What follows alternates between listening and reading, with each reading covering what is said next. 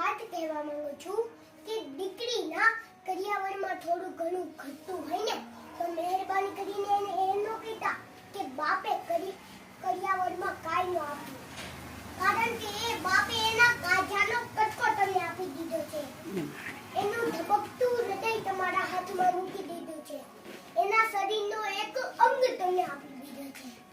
આથી વિશેષ કોઈ એ બાપ તમને શું આપે?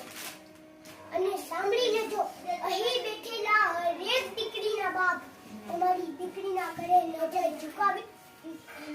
ઝુકાવીને નહીં પણ નજર ઉઠાવીને જાજો, કારણ કે એ ઘરમાં તમે જે રતન આપ્યું છે ને એ આ દુનિયામાં કોઈ ન આપી શકે. અરે કન્યાદાનથી મોટું તો કોઈ દાન નથી સાહેબ. જો તમારે કરિયાવરમાં આપવું જોઈએ ને તો દીકરીને સારા સંસ્કાર અને સારું શિક્ષણ આપજો. જો તમારી દીકરી આગળ ભણવા માંગે અને ભણવા દેજો સાહેબ. એને એમ ન કહેતા કે બેટા તારે ભણવાની જરૂર છે, અમે તો તારા માટે મોટું ઘર ગોઠવવાના છીએ, મોટા ઘરમાં તને ભણાવવાના છીએ.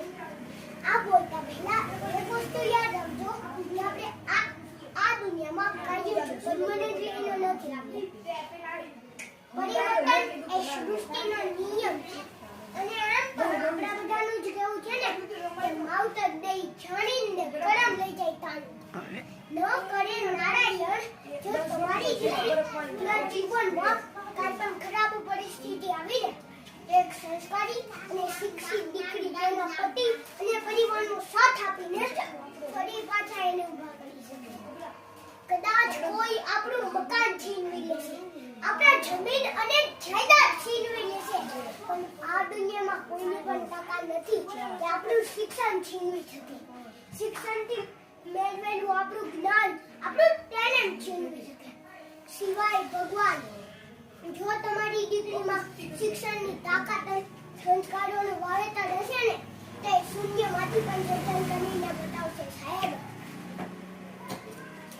બોલ ફેરા ફેરવી દે તને ઘર નો કાવી દે હો ભાઈ. સારી કે ખરાબ પરિસ્થિતિનો સામનો તો એને પોતાને જ કરવો પડે.